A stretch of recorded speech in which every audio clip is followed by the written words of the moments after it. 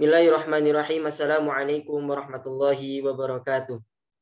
Bismillah, walhamdulillah, wassalatu wassalamu ala rasulillah. La hawla wa la quwwata illa billah. Amma ba'd. Baik, sebelum saya memulai presentasi pada pagi hari ini, perkenankan saya untuk memperkenalkan diri saya terlebih dahulu. Perkenalkan, nama saya Ilham Kurniawan. Saya dari program studi pendidikan bahasa Arab dengan nomor induk mahasiswa 200104110016. Dan pada pagi kali ini saya akan membahas atau akan mempresentasikan tentang statistika pendidikan. Yang di dalamnya saya akan membahas tentang ilmu statistika, statistik deskriptif dan inferensial, data, variabel, populasi, sampel, dan lain sebagainya. Next.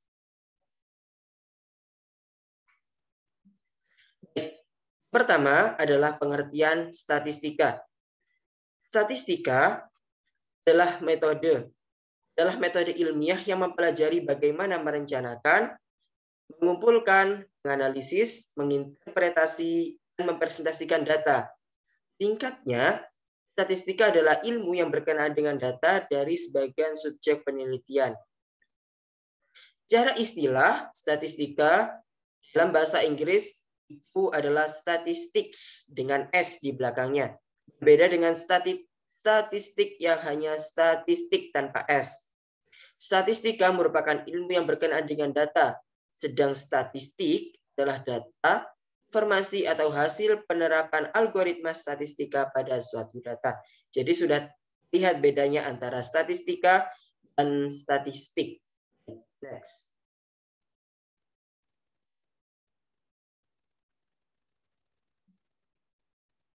Next.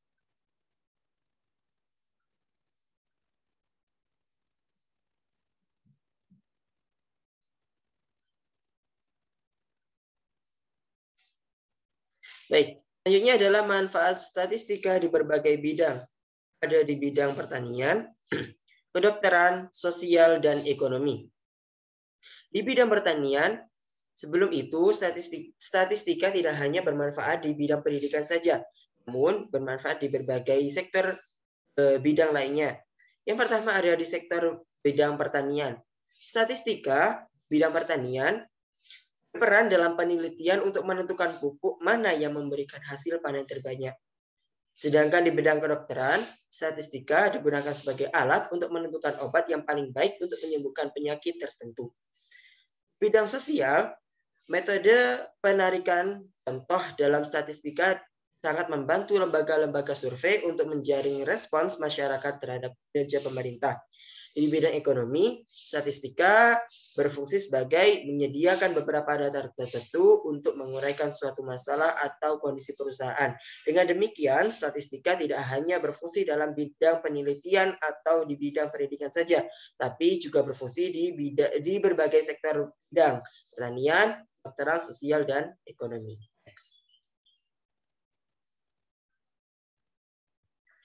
Selanjutnya saya akan membahas tentang fungsi statistika. Yang sebelumnya saya membahas manfaat statistika di berbagai sektor bidang. Kali ini saya akan membahas tentang fungsi statistika. Fungsi statistika yang pertama adalah bank data. Ilmu statistika berfungsi sebagai bank data atau penyedia atau sumber suatu data. Data tersebut dapat dibaca, dianalisis maupun diolah untuk menjelaskan suatu keadaan. Yang kedua adalah quality control atau kontrol quality, seperti itu. Ilmu statistika sebagai kontrol kualitas berfungsi dalam pengawasan. Misalnya, variabel mana yang tidak berfungsi, tidak sesuai, tidak efektif, dan menetapkan standar dari suatu keadaan. Fungsi statistika yang ketiga adalah pemecahan masalah. Data yang dimasukkan dalam ilmu statistika berfungsi untuk membantu pemecahan masalah. Hal ini bertujuan untuk menghindari suatu risiko atau kejadian buruk dalam suatu populasi di masa depan. Next. Selanjutnya adalah karakteristik statistika. Ada yang bersifat universal, bersifat objektif, dan bekerja dengan angka. Sifat universal maksudnya adalah statistik bersifat universal atau umum. Statistik tidak hanya digunakan dalam salah satu disiplin ilmu saja, seperti yang tadi. Tidak hanya digunakan dalam ilmu pendidikan saja, tapi ilmu kedokteran, ilmu sosial, ilmu ekonomi, dan ilmu pertanian. Tetapi dapat digunakan secara umum dalam berbagai bentuk disiplin ilmu pengetahuan dengan penuh keyakinan. Yang kedua adalah bersifat objektif. Statistik bekerja dengan angka, sehingga mempunyai sifat objektif. Artinya, angka statistik dapat digunakan sebagai alat mencari fakta, mengungkap kenyataan, memberikan keterangan yang benar, kemudian menentukan kebijakan sesuai fakta. Lalu bekerja dengan angka. Pertama, angka statistik sebagai jumlah atau frekuensi dalam angka statistik sebagai nilai atau harga. Dan yang kedua, angka statistik sebagai nilai mempunyai arti data kualitatif yang diwujudkan dalam sebuah angka. Jadi karakteristik statistika ada 3, yaitu sifat universal, sifat objektif, dan bekerja dengan angka. Next. Statistika deskriptif. Nah, setelah kita ketahui pengertian statistika, karakteristik statistika, manfaat statistika, dan fungsi statistika, sekarang saya akan membahas tentang statistika deskriptif. Nah, apa itu statistika deskriptif? Statistika deskriptif adalah sebuah cara untuk mengatur, presentasikan, dan mendeskripsikan kumpulan data menggunakan tabel, grafik, dan banyak parameter numerik lainnya. Nah, apa aja yang masuk di dalam statistika deskriptif ini? Ada yang pertama standard deviation, correlation, variansi, median, modus, dan mean, itu semua masuk dalam statistika deskriptif. Adapun standar deviasi adalah sebuah selisih atau jarak setiap observasi dengan nilai mean. Kalau korelasi itu adalah nilai yang menggambarkan keeratan hubungan antara dua variabel numerik. Variansi adalah nilai yang menggambarkan seberapa bervariasi atau beragamnya suatu data bertipe numerik atau angka. Dan ada modus, median, dan mean. Kalau modus adalah nilai yang sering muncul, mean adalah nilai tengah, dan median adalah rata-rata, dan median adalah nilai tengah dari sebuah data yang sudah diurutkan. Seperti itu. Next. Selanjutnya adalah statistika inferensial. Statistika inferensial adalah statistik yang digunakan untuk menganalisa data sampel, dan hasilnya akan digeneralisasikan untuk populasi di mana sampel itu berada. Jadi sudah terlihat ya apa perbedaan dari statistika deskriptif dan statistika inferensial. Next.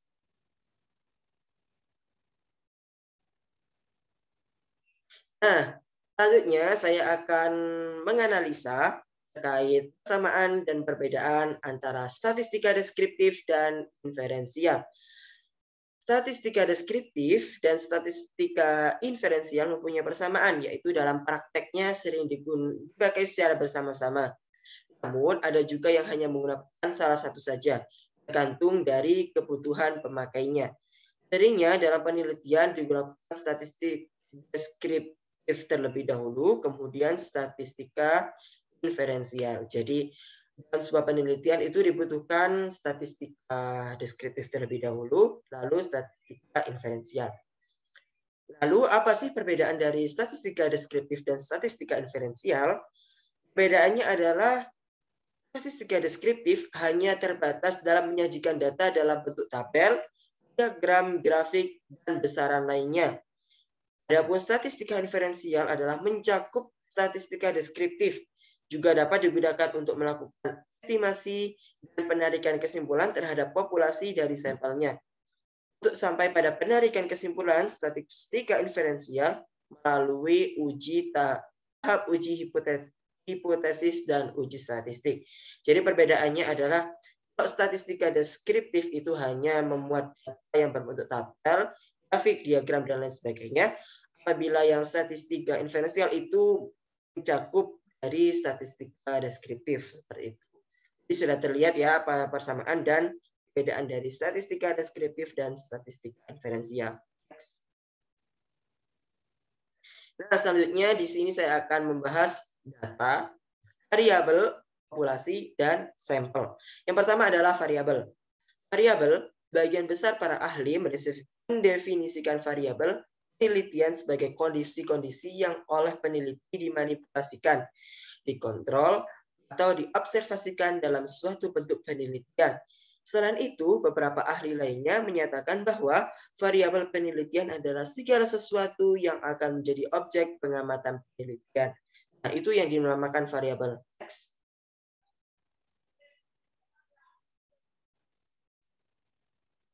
Baik, next. Nah, di sini ada macam-macam variabel penelitian. Jadi, variabel itu tidak hanya ada satu macam, tapi ada 5 macam variabel penelitian.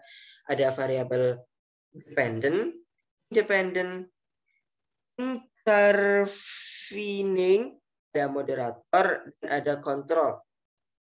Yang pertama saya akan membahas tentang variabel dependent atau variabel terikat. Titik kondisi atau karakteristik yang berubah atau muncul ketika penelitian mengintroduksi, mengubah atau mengganti variabel bebas. Adapun variabel independen adalah variabel bebas, yaitu kondisi-kondisi atau karakteristik-karakteristik yang oleh peneliti dimanipulasi dalam rangka untuk menerangkan hubungannya dengan fenomena yang diobservasi. Selanjutnya ketika ada variabel intervening, yaitu variabel yang mempengaruhi hubungan antara variabel bebas dan variabel terikat menjadi hubungan yang tidak langsung dan tidak dapat diamati atau diukur. Selanjutnya adalah variabel moderator, yaitu variabel bebas kedua. Ini dikarenakan variabel ini mempengaruhi, bisa memperkuat dan bisa memperlemah hubungan antara variabel bebas dengan variabel terikat. Yang kelima adalah variabel kontrol. Variabel kontrol adalah variabel kendali, yaitu variabel yang berfungsi sebagai kontrol terhadap variabel lain yang tidak diteliti agar tidak mempengaruhi variabel yang diteliti. Itu next. Yang kedua adalah populasi. Populasi adalah wilayah generalisasi yang terdiri atas objek atau subjek yang mempunyai kualitas dan karakteristik tertentu yang ditetapkan oleh peneliti untuk dipelajari dan kemudian ditarik kesimpulannya. Jadi, populasi bukan hanya orang, tapi juga objek dan benda-benda alam yang lain. Populasi juga bukan sekedar jumlah yang ada pada objek atau subjek yang dipelajari, tetapi meliputi seluruh karakteristik atau sifat yang dimiliki oleh subjek atau objek yang diteliti itu. Jadi populasi itu tidak hanya melulu sebuah data saja. Jadi bisa orang, bisa benda, bisa hewan, dan lain sebagainya.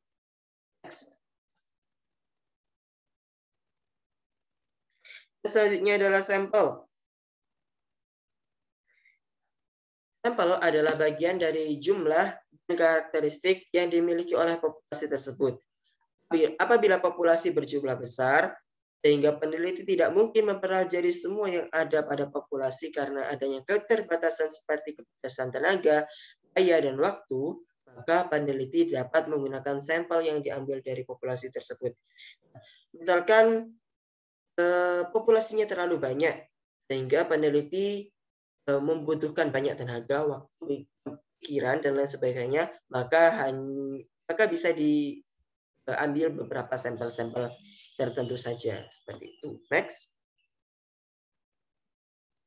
Nah, ada di sini yaitu sifat-sifat sampel. Pertama adalah memiliki sifat yang dimiliki populasi, mewakili populasi, dan mengeneralisasi analisis. Yang pertama adalah memiliki sifat yang dimiliki populasi. Yang dimiliki sampel ya, yang dimiliki sampel. Apabila populasi dicirikan oleh warna, dimensi, dan kekerasan, maka sampel juga dicirikan oleh hal yang sama. Kedua adalah mewakili populasi. Apabila dari sejumlah anggota populasi sudah dipertimbangkan cukup diambil sebuah sampel, maka hasil pengujian sampel tersebut akan mewakili seluruh populasi tersebut. Ketiga adalah mengeneralisasi analisis. Berkaitan dengan keterangan di atas, maka hasilnya akan berlaku untuk seluruh anggota populasi. Seperti itu. Next. Dan yang terakhir, setelah kita membahas variabel, populasi, sampel, yang terakhir kita membahas data. Data adalah catatan atas kumpulan sebuah fakta. Data merupakan bentuk jamak dari datum, asal dari bahasa Latin yang berarti sesuatu yang diberikan. Dalam penggunaan sehari-hari, data berarti suatu pernyataan yang diterima secara apa adanya. Pernyataan ini adalah hasil pengukuran atau pengamatan suatu variabel yang bentuknya dapat berupa angka, kata-kata, atau citra. Dalam keilmuan atau dalam ilmiah, fakta dikumpulkan untuk menjadi data. Data kemudian diolah sehingga dapat diutarakan secara jelas dan tepat sehingga dapat dimengerti oleh orang lain yang tidak langsung mengalaminya sendiri. Jadi data itu adalah kumpulan dari sebuah fakta yang nantinya akan dianalisis yang nanti akan dijadikan sebuah statistika dalam bentuk tabel, grafik, diagram, dan lain sebagainya. Next. Tabel distribusi frekuensi. Nah, selanjutnya saya akan menjelaskan tentang tabel distribusi frekuensi. Tabel distribusi frekuensi dapat diartikan sebagai alat penyajian data statistik yang berbentuk kolom dan lajur yang di dalamnya dimuat angka yang dapat menggambarkan pembagian frekuensi dari variabel yang sedang menjadi objek. Jadi, tabel distribusi frekuensi adalah sebuah tabel atau sebuah alat penyajian data statistik yang berbentuk kolom yang di dalamnya dimuat angka yang dapat yang menggambarkan dari pembagian frekuensi dari variabel yang sedang kita teliti seperti itu. Next. Nah, apa aja istilah-istilah apa aja yang terdapat dalam tabel distribusi frekuensi? Ada batas kelas, kelas interval, nilai tengah, ujung kelas, dan panjang kelas. Nah, batas kelas adalah angka yang diperoleh dengan cara nilai-nilai ujung kelas dikurangi atau ditambah dengan tingkat ketelitian yang digunakan. Lalu kelas interval adalah mengandung kelas. Biasanya dalam tabel distribusi frekuensi terdiri dari beberapa kelas. Nilai tengah adalah rata-rata hitung dari kedua ujung kelasnya. Dan ujung kelas, nilai ujung setiap kelas dalam distribusi yang digunakan sebagai pedoman untuk pemasukan angka-angka hasil observasi ke dalam kelas. Yang terakhir adalah panjang kelas. Panjang kelas adalah angka yang diperoleh dari perbedaan selisih antara kedua batas kelasnya. Next. Nah, terdapat jenis-jenis tabel distribusi frekuensi. Ada relatif, kumulatif, dan relatif kumulatif. Relatif adalah sebuah tabel yang berisi nilai-nilai data. Dengan nilai-nilai tersebut dikelompokkan ke dalam interval-interval kelas dan interval kelasnya masing-masing mempunyai bilangan frekuensi dalam bentuk persentase. Kumulatif adalah sebuah tabel yang diperoleh dari tabel distribusi frekuensi dengan frekuensinya dijumlahkan selangkah demi selangkah. Dan yang terakhir adalah relatif kumulatif. Relatif kumulatif adalah diperoleh dari tabel distribusi frekuensi relatif dengan frekuensinya dalam bentuk persentase dijumlahkan selangkah demi selangkah. Jadi intinya relatif kumulatif ini adalah gabungan dari tabel distribusi frekuensi relatif dan kumulatif seperti itu. Next.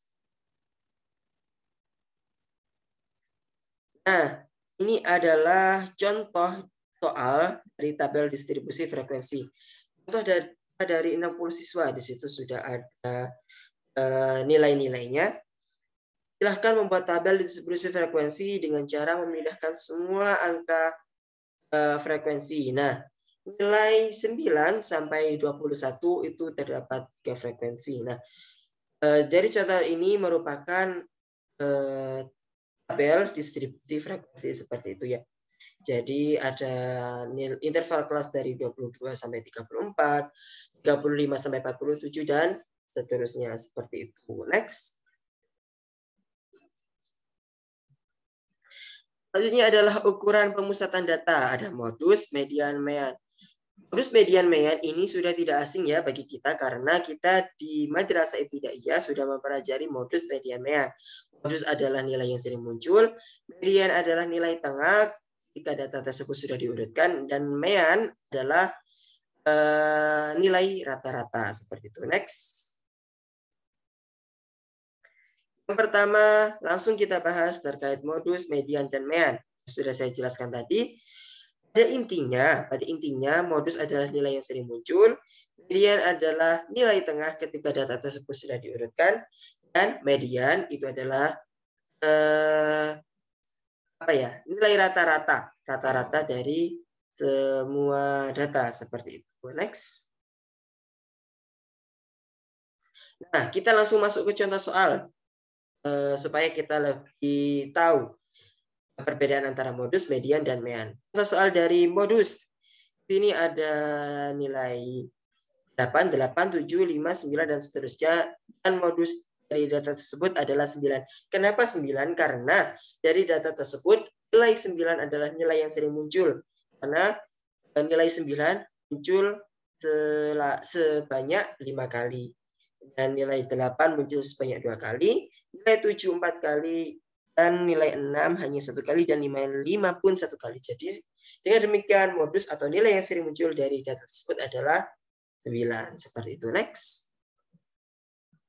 Median. Nah, di sini ada rumus untuk mencari nilai median. Untuk data ganjil menggunakan M, E sama dengan X, N plus 1/2. Nah, untuk data genap, itu median sama dengan SN/2 XN/2 tambah N setengah N/2 plus 1/2. Jadi itu adalah rumus untuk mencari nilai median. Nah, di sini sudah diberikan suatu data. Ada 7, 8, 8, 9, 4, 3, 7, 9, 5, 7, 6, 5, 6. Nah, untuk mencari median dari data tersebut adalah kita menggunakan nilai ganjil karena datanya jumlahnya ganjil seperti itu ya. Median sama dengan N plus 1/2. Median sama dengan 13. 13 ini adalah jumlah data. Ditambah 1/2 sama dengan X 14/2 14 dari 13 plus 1/2. Jadi median X sama dengan X 7. Jadi median dari data tersebut adalah 7. Begitupun pula apabila kita dihadapkan dengan nilai genap, tinggal memasukkan rumus yang sudah tertera, sudah saya sebutkan tadi. Next. Median. Nah, median rumusnya adalah M X sama dengan stigma X per N. Nah, seperti itu. Terus soalnya, misal seorang siswa memiliki nilai ujian secara berurut, yakni 8, 9, 7, 4, 6, dan 5. Maka cara penyelesaiannya 8, 9, plus 7, plus 4, plus 6, plus 5, per 6. Kenapa per 6? Karena jumlah datanya semuanya ada 6 seperti itu. Sama dengan yang atas dijumlahkan sama dengan 39, per 6 sama dengan 6,5. Jadi, mean dari data yang sudah tertera tersebut adalah 6,5. Rata-ratanya adalah 6,5. Jadi nilai ujiannya dengan rata-rata 6,5. Next.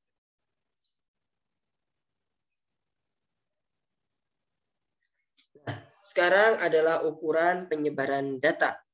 Ukuran penyebaran data adalah suatu ukuran yang menyatakan seberapa besar nilai-nilai data berbeda atau bervariasi dengan nilai ukuran pusatnya atau seberapa besar penyimpangan nilai-nilai data dengan nilai pusatnya. Next. Kita langsung ke contoh soal. Nah, dalam ukuran penyebaran data ada 3 istilah. Pertama adalah range, deviasi, dan nanti ada istilah lanjut. Selanjutnya, range atau range itu adalah jarak penyebaran data antara skor terendah dengan skor tertinggi atau highest score dengan lowest score. Rumusnya R sama dengan H-L. H adalah highest score dan L adalah lowest score. Sedangkan deviasi, yaitu selisih atau simpangan dari masing-masing skor atau interval dari nilai rata-rata hitungnya atau mean. Deviasi merupakan salah satu ukuran variabilitas data yang biasa dilambangkan dengan huruf kecil dari huruf yang dilambangkan bagi lambang skornya.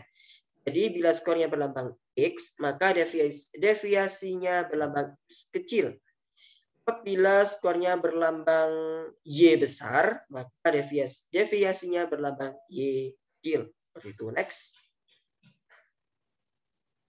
Nah, tentukan range dari data 10, 6, 8, 2, 4, 14, 7. Jawabnya adalah H-L. R sama dengan H-L. Data terbesarnya adalah 17 dan data terkecilnya adalah 2. Jadi range sama dengan 15. Ini adalah contoh soal dari range-nya. Next.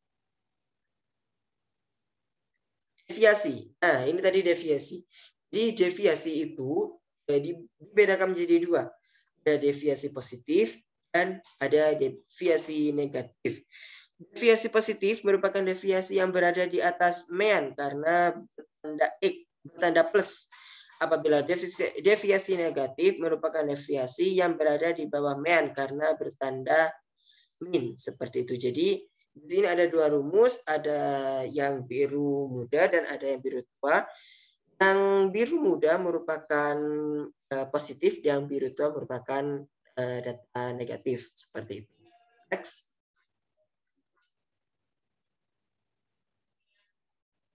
Nah, ini adalah variance. Jadi selain range, deviasi ada juga variance. Apa itu variance? Variance adalah rata-rata hitung dari deviasi kuadrat setiap data terhadap rata-rata hitungnya. Sama di sini ada rumus untuk mencari apabila data tersebut positif dan apabila data tersebut di sini juga sudah ada rumusnya seperti itu. Next.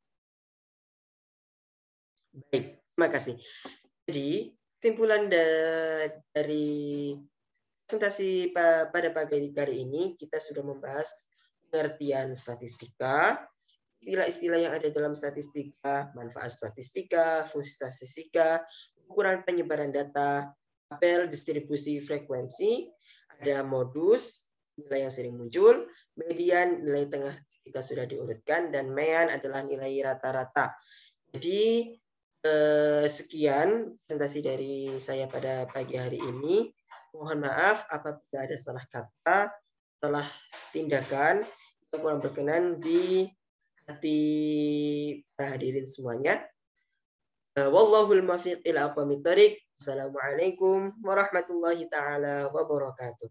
Sampai jumpa di materi berikutnya. Waalaikumsalam warahmatullahi wabarakatuh.